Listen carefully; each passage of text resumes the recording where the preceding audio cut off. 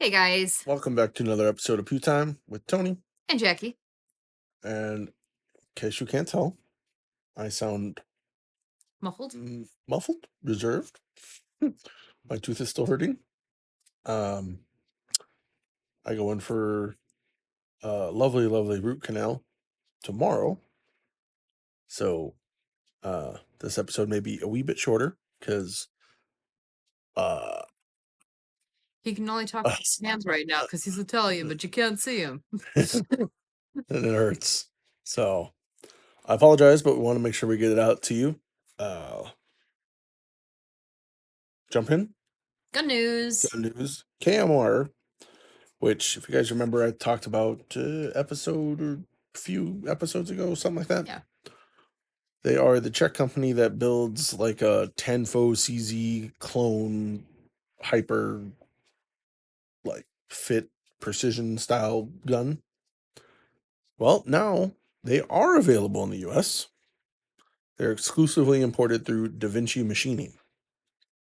Which is very exciting because that was something you had touched on, is wanting to be able to get your hands on one of those. But Yeah, those are cool. at the moment, there was no plans of importing. Now it is. So, free. It's exciting to see because Tanfo seems to have kind of, for the most part, fallen off a little bit. So if these could be a replacement, although these are much more expensive than Tanfolios, it's at least another option. Mm-hmm. But something that I was excited about, Very excited about, the Fusion XP3C. This is the cute little pug nose gun. Yeah. So XP3C, 3-inch compact, so 3-inch double stack 1911 that takes Glock 19 mags. Very, very exciting. I got to actually handle one at SHOT and check one out and try to convince them to let me take it home with me. Didn't work. But the pre-orders are now live, which is very exciting. Yeah, I would. It is one of those oddballs for that space. You know, Staccato is coming out now with like the HD series where they're starting to use. I forgot what the new one's called. The HD 4X 4X something or other. Yeah, the Glock 19 one, and starting to see now the Fusion XP 3. Like it's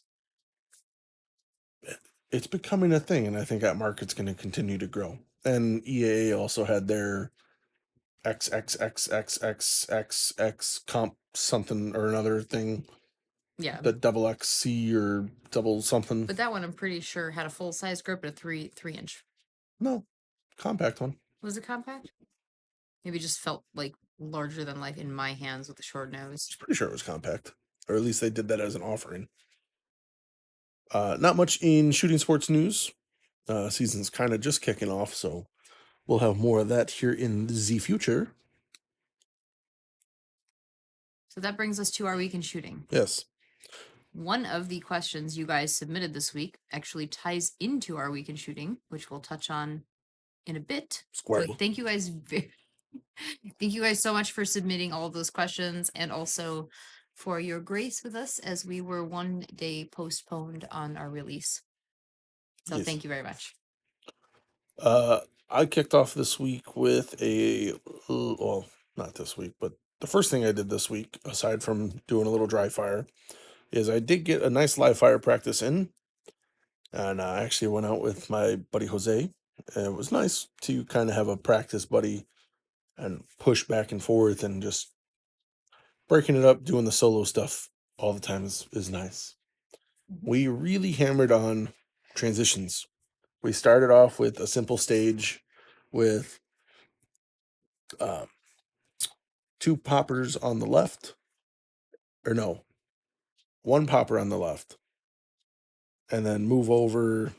I don't know. It was a short movement, 5, maybe 2 yards, 3 yards, maybe.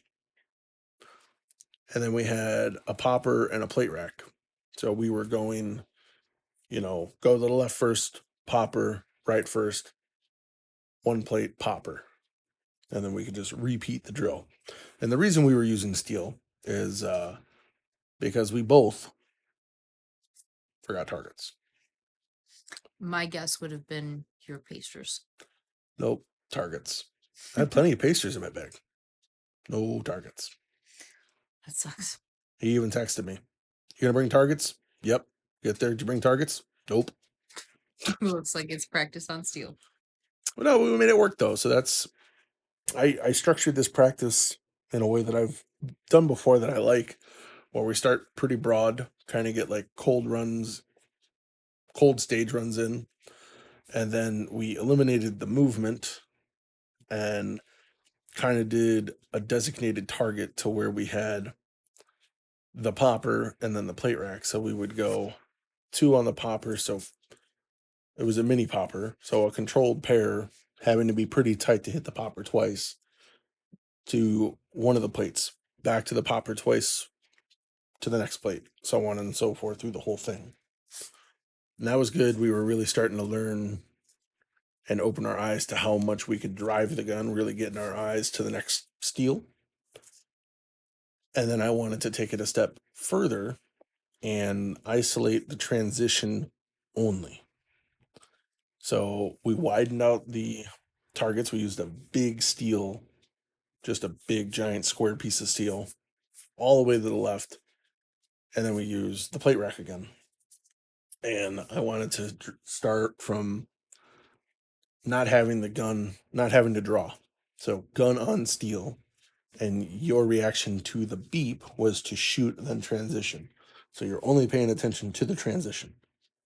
That's the only piece of information there, aside from like your reaction time, to really isolate just the transition time. But I wanted the gun to go off because that's, to me, that's kind of part of it. You don't want to just like on the beep, like, ooh, run over, like you want to still shoot and move. I still think there's a good, like, tangible bit of information there that you can use to, like, see how your transitions would improve over time, going, beep, shot, transition, shot. Well, so we noticed it quite a bit. This was really eye-opening for me. I won't speak to Jose's side, except the only thing that we did is I did film us head on to make sure that we made sure the targets were wide enough to where in the video of us recording our face, you could indeed see eyes, head, gun move each time. That was why we recorded it, to ensure that we were doing that. We weren't following the gun, or we weren't moving simultaneously with the gun. We were getting our eyes ahead of the gun. And we noticed the times drop dramatically. And there was, towards the end, I could really tell I wanted to start pushing myself in the speed and pushing myself to where it's kind of a new comfort. It's not out of my comfort zone because it's where I was, but I just realized how complacent I've gotten. So that practice led to me in dry fire really pushing down par times and kind of working on just raw speed. Like, for example, like a Blake drill, just 3 targets, draw 222.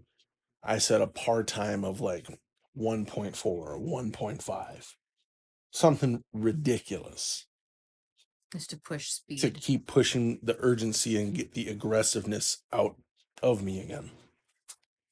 So I think it was really eye-opening for both of us. It was a really good practice. I think we made the absolute best of it for not having targets. You spent more than one day on the range this week. I did, because actually the same day that I practiced, that evening, our buddy Robert decided that he was going to use his own 22 for squirrel hunting. So he ordered a scope. And he's never mounted a scope or anything like that before. So he brought it over and we mounted it up. And then a couple days later, we went out to the range to sight in. He's also never sighted in a scope, which at first I didn't think was that much different to people. From like a red dot, he's sighted in plenty of red dots. But the scope was seen. I don't know if it was this, like, sighting in was the problem, or he was just having fun, like getting the precision. Like, it's one thing to shoot at a target and be like, oh yeah, that group, the fist size group is cool. Like, no, like I brought out my 22 and I'm shooting dime size groups. He's like, oh, I'm like, So he went from That's what we're talking about. let's get this mass to let's get precise. Yeah. That's good. Yeah. And it worked. Yeah. It was fun messing around with my bolt action. I'm really looking forward to the first 22 precision match, one of the local ones. The gun's shooting really well. I pretty much have the ammo that will work with it squared away. CCI standard velocity ammo seems to be the ticket for that gun. It really, really likes it. Is there any difference between what you use for your precision versus what you use when you shoot your 22 when you're hunting? Not for me. I just use the regular stuff because I know what it's zeroed for. Mm-hmm. I did use high velocity, and I actually showed Rob at the range. I loaded up standard, and then I put 5 or 6 high velocity on there, and To show the difference in their flight. just show the difference in their group size, but also the sound.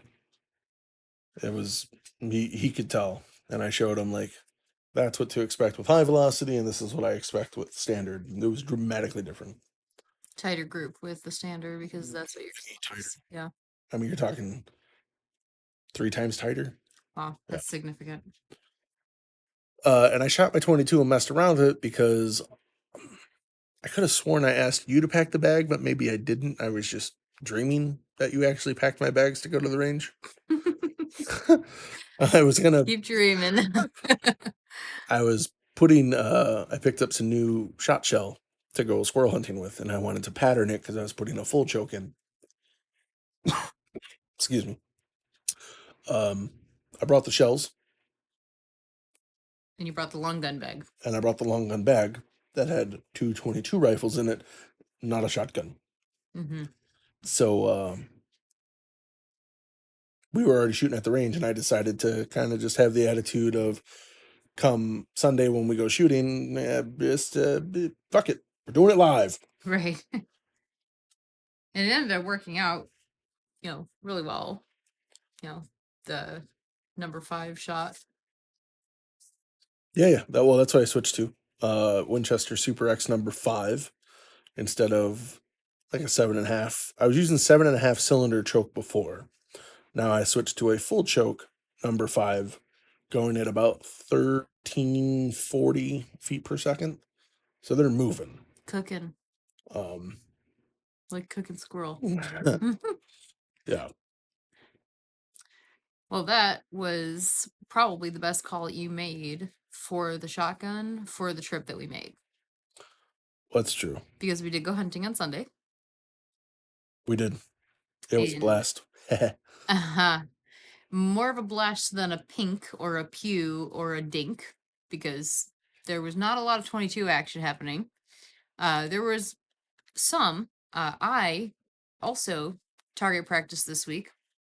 I tried to hit a squirrel. You did.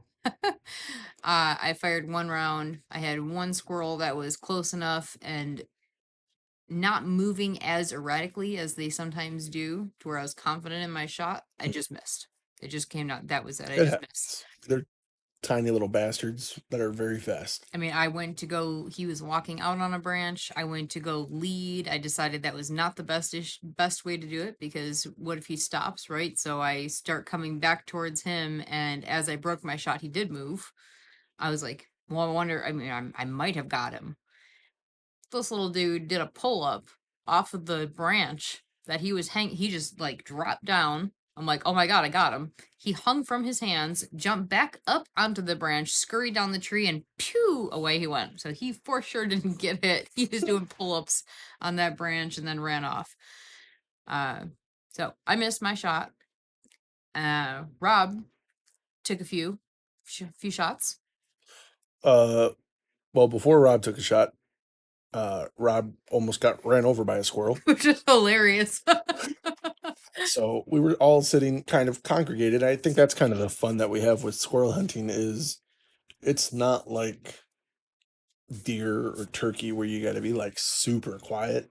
Mm-hmm. I mean, you got to have a little quiet, but you can also have times where you're just next to each other, chit chat, and you've seen it. Squirrels come right out even when we're sitting there whispering to each other. Right.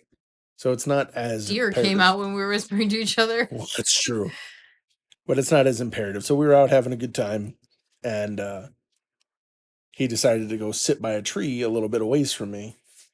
And I see a squirrel come out, and Rob's calling like a motherfucker. He's banging the quarter on the stock or his magazine and scraping it. It's getting their attention because they're getting a lot of feedback, which is pretty cool. And I see this squirrel pop up on the ground. I didn't see him come from any tree. And he's not joking. He's probably 5 yards in front of Rob. He was so close to Rob, I was not confident or comfortable shooting at the squirrel in front of Rob. Mm-hmm. So I'm sitting there trying to get his attention. Rob. He's like, well, I'm like, he's right in front of you. And he's like, looking. I'm like, look down. And he finally gets his attention as the squirrel has now moved to 10, 12 yards away. And then he like jolts up and tries to get his gun up and reticle. And I'm like, dude. He's like, what? I was like, he was right in front of you. So that squirrel tends to not want to be seen anymore and disappears. He didn't disappear long enough because I didn't hear too much scampering off. So I'm guessing he found a little log to hide in. We just went back to being quiet. No shots were taken, so we were hoping that other squirrels were still around. I'm not sure if it was the same squirrel, but I'm pretty sure it was the same one. He made himself known again, ran to the right and behind Rob, so now he was kind of in my area. And I was like, all right, I'm going for it, because my gun's a little louder than your guys's, so I want to make sure you know when I'm about to shoot, like, it's about to get noisy. Mm-hmm. And yeah, little guy ran across the branch, and I went to lead. I think I led a little too much in front of him. I fired one, missed. He kind of like dead stopped on the branch, like hit the brakes, and I had already chambered another round, and then I shot, and that is all she wrote. Squirrel number one. Squirrel number one. I will say the beauty about number 5 shot versus 7.5. There's no chasing the squirrel. With 7.5, Rob and I had to chase both squirrels I got, or chase the one squirrel I got with the shotgun, and it was a pain. He ran into a tree. We had to dig him out of it. Like, didn't kill him right away. I was like, it's not my thing. I really want something that's like, if I shoot him, I want him. That's it. Night. And the reason I wanted to bring a shotgun is we already had 2 rifles, and the property we're in, it's not the largest, and it's got a lot of timber, so a lot of trees. And if you shoot skyward, it's real hilly. So half the time, you don't have to worry about anything. You're shooting into a hillside, you're shooting down a hill into the dirt. But the other half, you guys can't shoot responsibly because we don't want the 22 going past like the timber line out somewhere. Right. Which is where the shotgun comes in, because then I can, because the BBs only go a few hundred feet and they just fall, and it feels like little debris falling from the sky. It doesn't hurt. Right. Number 5 is the way to go. And we were worried that it was going to like tear up the meat a lot. Spoiler alert, it does not. Mm-hmm. I didn't think so, right? It did not. No. Yeah. So squirrel number 2 was just before Rob started shooting. So I got squirrel number 2. You and I were off on our own. Mm-hmm. We weren't off on our own. Well, we were all headed in one direction. That's true.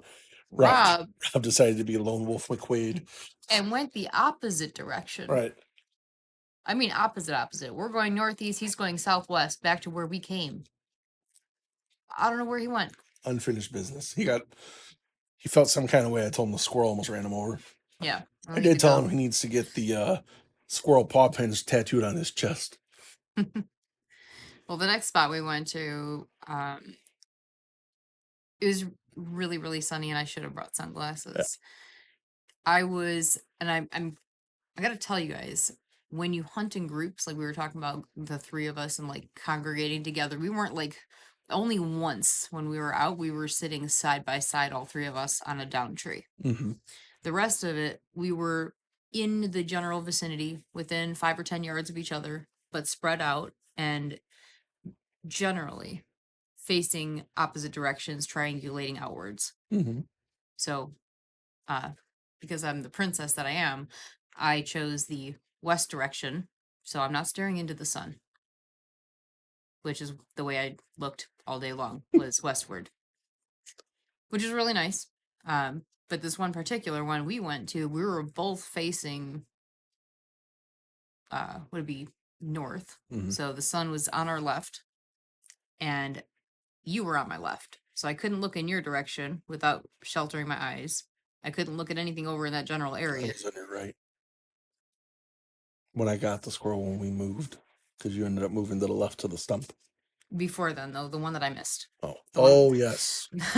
Oh yes. I wasn't even gonna bring that up.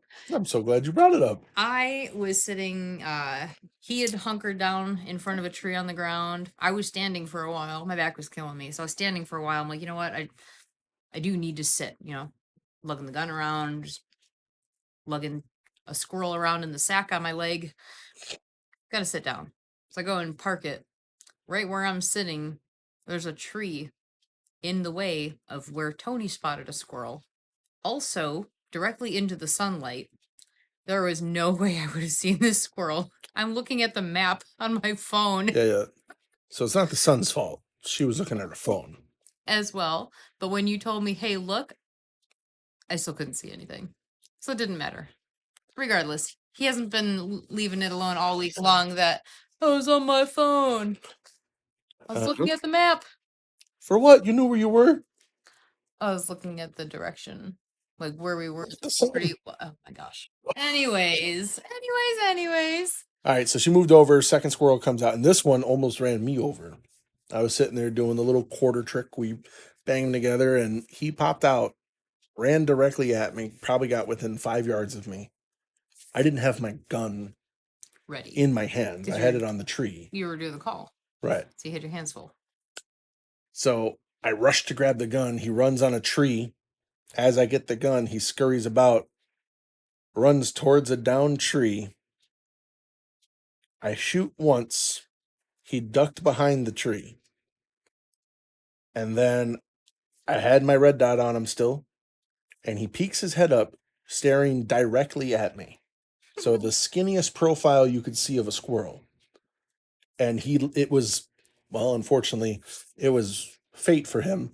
Because where he popped his head up was right where my dot was.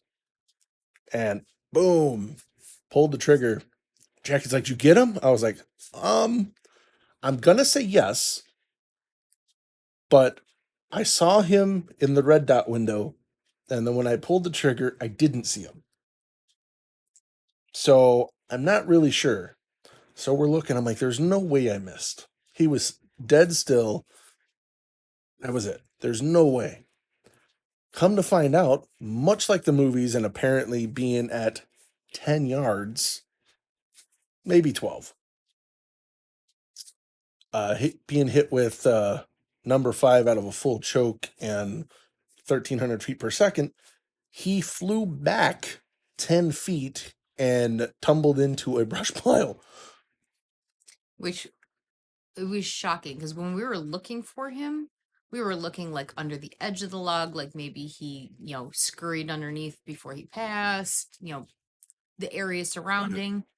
Like, there ain't no way he made it down all the way over here. But since we're covering all this area just to be safe, I'll go take a look over here. I could not believe it. Yeah, that was pretty far. And like covered in leaves. Like he toppled. No. Then Rob shot right after me. So then I'm trying to text him because he's a ways away. He can't even hear us.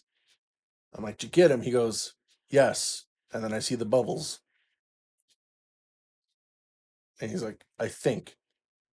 I'm like, "Do you need help finding it?" "Yes." "Okay." So now we're playing Marco Polo in the woods. So trying to find each other.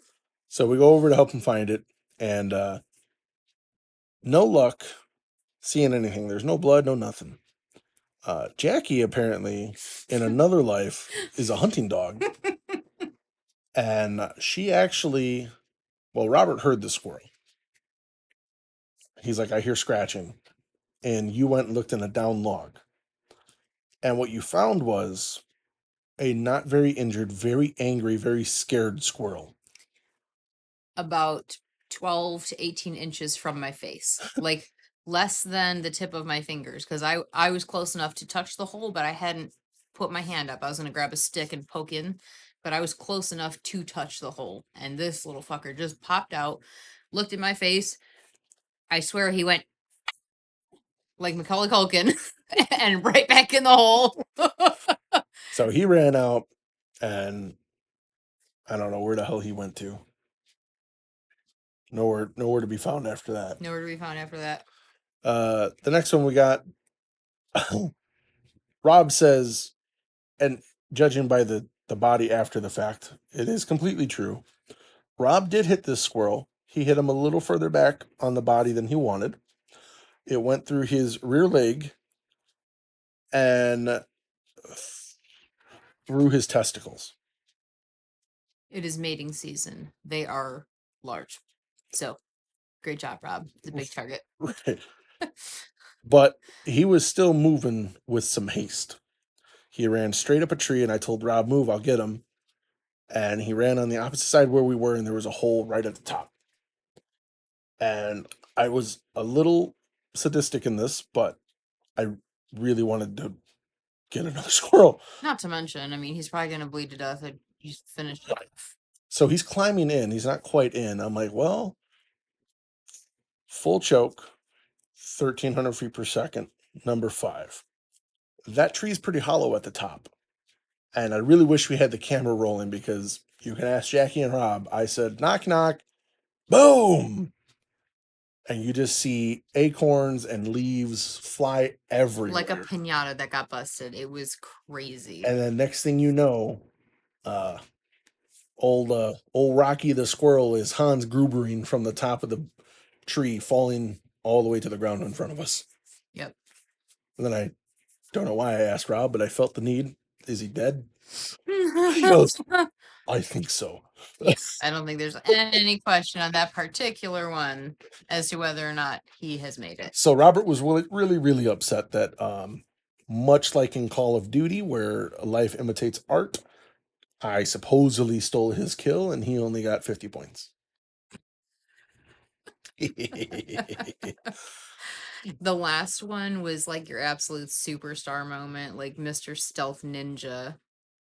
Yeah, that one was pretty cool. Rob called one in, and we were all sitting on the log together. And we'll keep this one short because we've been going on about squirrels for too long. Fucking 15 minutes already.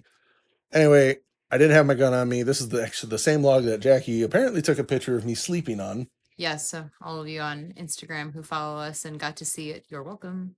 So just so we're clear, same log I was sleeping on, same log I shot a squirrel from. Mm-hmm. Jackie looking at her phone by a tree with a squirrel in front of her doesn't get one. Who's in the wrong here? Anyway, the squirrel was shot when we first sat down, which is why no more squirrels came afterwards, and you decided to take a nap. Anyway, he was coming in pretty quick, and he was behind Rob, and I was facing the same direction as Rob, but I could turn around faster because I'm only using a red dot, not a scope. So I did the slickest 180 move and shoulder a shotgun I could muster, and nailed him at 20 yards pretty quickly. I heard shuffle, boom. Yeah. Like it happened just so fast. I was facing, like I was straddling facing away from the two of you were behind me because I was straddling a log. And over the corner of my shoulder, I can see your foot move quickly in the leaves. Shuffle, boom, within 3 seconds. It was impressive. Pretty proud about that. He did. So I had 4 that day. I was 1 away from tagging out. Mm-hmm. Or 3.5, depending if you ask Rob or me. We had a ton of fun squirrel hunting this year. It was a lot of fun. Unfortunately, we can't go. Well, yeah, I got one. Yeah. I got one, a week and a half ago. Mm-hmm. Unfortunately, the season is over. The day you got your 4 was the closer of the squirrel season. So lucky for you guys, you don't have to hear squirrel stories until August 1st. We'll let you guys know how they taste on what we're going to try for the recipes, though. Yes. Because I would say we wouldn't talk much more about squirrel and hunting, but we actually, most of the questions we got dealt with hunting. Yeah. But that'll be it for hunting now. No more hunting talk for a little bit. Mm-hmm. I'll just let you know how tasty it is. Yes. Did get a couple of questions in. One being, well, one was about, multiple were about squirrel hunting. Apparently, it used to be more popular. I guess most people don't do it anymore. Mm-hmm. So I think when people hear about squirrel hunting, they're like, "What, like in Illinois? Or do you go down in Kentucky for that?" Most people didn't think you ate them. I'm like, Yeah. really? Yeah. One guy's like, that sounds very deliverance. I'm like, oh, that would be more like raccoon. Yeah. Anyway, one of the questions was ACVR versus standard dry fire. Seems to be a hot topic, and I saw your video. You are doing both. I am doing both. I've said it before. I stand by this 100%. ACVR does not take place of normal dry fire. If you really, really want to work on your skills as a shooter, like hardcore analysis of what you are doing, dry fire, 100%. I'm mixing in ACVR because it's easy to set up. Or, for example, I like to pack my range bag the night before. And if I pack it up and still want to dry fire after, I can throw ACVR on. Or in the morning before I have to go out somewhere early, I can just do that instead of putting my rig on. Just something, and it helps break up the monotony. It is fun. I enjoy doing it. It's a cool time kill for me, and it still allows me to work on those skills. Mm-hmm. You're still transitioning. You're still working on grip somewhat, because if you're really smashing the trigger like you should be, that gun's moving around unless you're gripping properly. Mm-hmm. Not moving around recoil wise, but the force of you pulling the trigger makes the gun move around. I do feel like, the, draws and the reloads and things like that are things you could never ever replicate in a game. I mean, you could do the draws, like if you had a proper holster setup. I'll Oh, yeah, probably get a yeah, holster they set. do make holsters for Yeah. those, right? Reloads, no. That's not gonna happen. But yeah, it's more of to me, it's just a supplement tool. Mm-hmm. It just aids and it helps break it up, but nothing replaces standard dry fire. And I'll be the first to tell you, a lot of times standard dry fire to me can get boring. Mm-hmm. And this helps make it, Yeah. breaks it up, makes it a little more fun. And King of the Steel is another good useful tool, to Dry Fire King? yeah, Yep, that's also what I use. on YouTube. Yes. So hopefully that answers your question. I know a lot of people say the VR thing like makes them a better shooter, and I think if you're a newer shooter, it really helps you explore the speed. Like if you look at the leaderboards, really helps you explore the speed at which some of these people can shoot. However, don't be obsessed with the leaderboards, because they still haven't been able to find a way to fix the cheating. And I'm not talking about, oh, that guy is super high skilled, I can never match him. No. There's legitimate ways to cheat. Like you can move your gun and transition your gun through walls. Like you can't do that in real life. Mm-hmm. Right? If you look at high hit factors from grandmasters on some of the classifiers versus what's in the game, you start to see like, oh, there's something going on here. Mm-hmm. So as long as you maintain discipline and use it as just a training tool and don't get sucked into the game portion, I think it's pretty good. Good. One of the other questions, 10,000 round torture test. That is something a buddy of mine are hoping to work on. We would love to do a 10,000 round test. I'm trying to get everything squared away for that, and we will have more of that soon. That's a lot of ammo. Yes, 10,000 rounds. Might I add, we're going to try and do it in one day. You're gonna have to have a lot of tape on your guys' hands. Oh yeah. Are we thinking all sorts of guns, or are you think like is one gun taking all this? I haven't really decided yet. I kind of think we want to do one gun.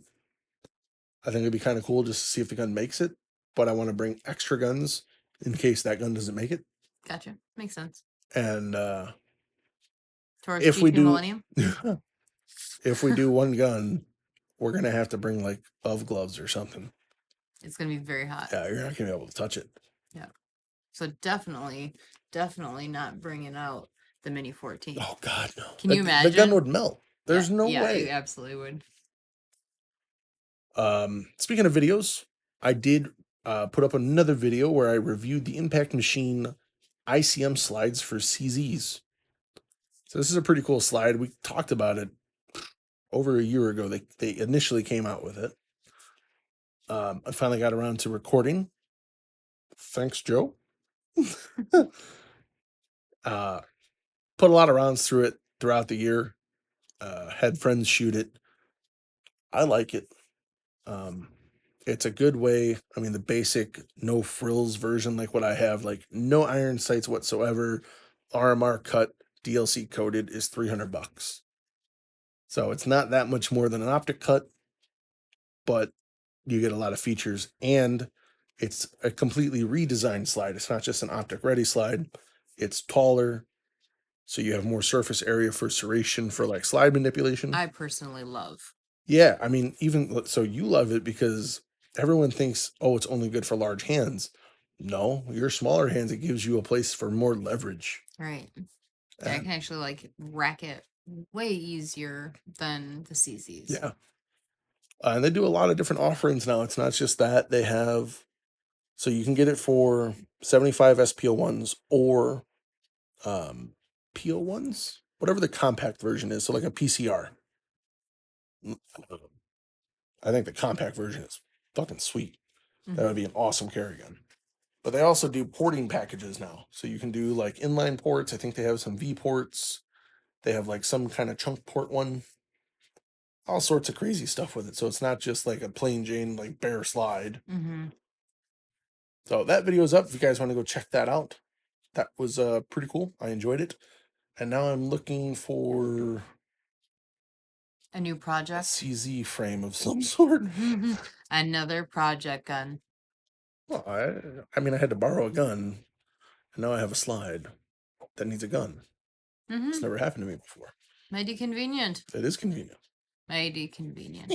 Yeah, we already got like grips for the thing, slide, optic. We just need. Such a shame it doesn't fit the Shadow 2. That would have been awesome. Yeah. Not my Shadow 2. Yes. Absolutely yours. Was that it for the questions that we got? That was it for the questions. Yes.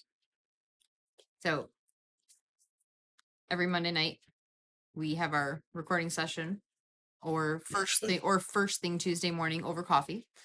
So that is when you guys have to submit next week's questions. Yeah, I'll try and get better at putting up a post to ask for them, as well as like in our stories, which is where most of you guys saw that.